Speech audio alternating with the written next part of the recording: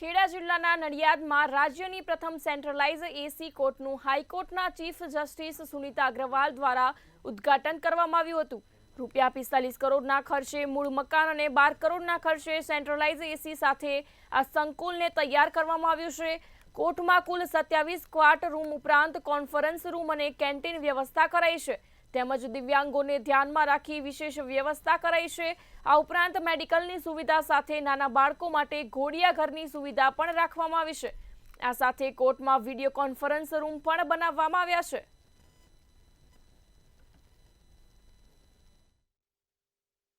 राज्य में जिला लेवले संपूर्ण वातानुकूलित એટલે કે એર કન્ડિશન કોર્ટ जो હોય તે પ્રથમ નડિયાદ કોર્ટ છે કે જેમાં જિલ્લા લેવલે તમામ વકીલશ્રીઓને એર કન્ડિશન ચેમ્બર આપણે બાર રૂમ આપવામાં આવેલું છે।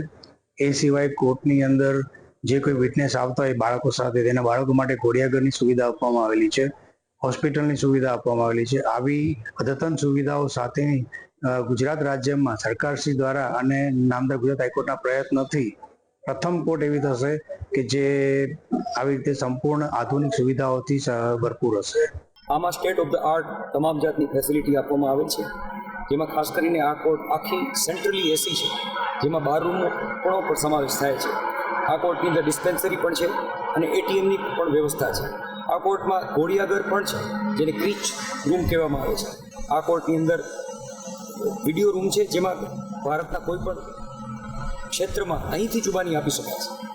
આ ઉપરાંત વલ્નરેબલ વિટનેસ સેન્ટર પણ છે, જ્યાં બાળકોની જુબાનીઓ પણ લઈ શકાશે।